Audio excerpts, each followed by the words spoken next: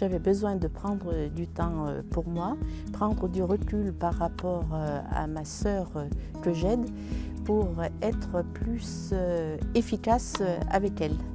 Je repars avec des outils, des clés pour faire face à la situation avec ma sœur.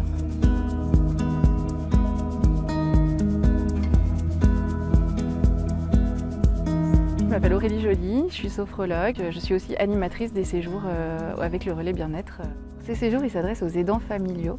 Donc un aidant familial, c'est quelqu'un qui va aider au quotidien, quelqu'un de sa famille, de proches, un enfant handicapé, ça peut être des parents, ça peut être le conjoint, la conjointe, à tous les aidants familiaux qui ont besoin juste d'une petite bulle de bien-être en fait. Ces séjours, ils sont ici pour la Loire, en tout cas à l'Orangerie de Châtel. Et c'est un domaine qui est vraiment grand et qui aspire au bien-être. C'est vraiment un domaine auquel on n'a pas forcément accès dans le quotidien. On a la chance en plus d'avoir une piscine sur ce domaine, donc on peut aussi faire de la sophrologie dans la piscine. Et puis avec voilà, une partie balade avec un parc boisé, ça leur permet vraiment de déconnecter complètement. On a accueilli 4 séjours l'année dernière et donc là c'est le premier d'une nouvelle série. Moi-même ayant été aidante pendant plus de 4 ans avec mon premier mari, j'aurais bien aimé qu'on m'offre un tel séjour. C'est pour ça que j'ai accepté immédiatement d'accueillir et de rencontrer ces femmes et ces hommes assez courageux. Sur les séjours, on essaie d'avoir un programme qui est relativement fixe.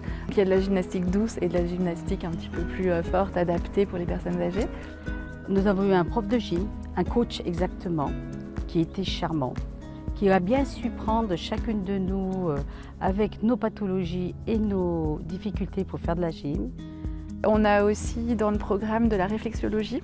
Elles ont droit à leur moment de réflexologie plantaire. On a aussi la sophrologie dans l'eau quand c'est possible. Donc l'été, on a cette chance de pouvoir le faire, pouvoir reconnecter et puis pouvoir aussi se laisser aller.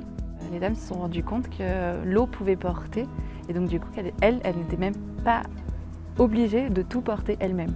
C'est une pratique psychocorporelle, donc on va vraiment se concentrer sur soi.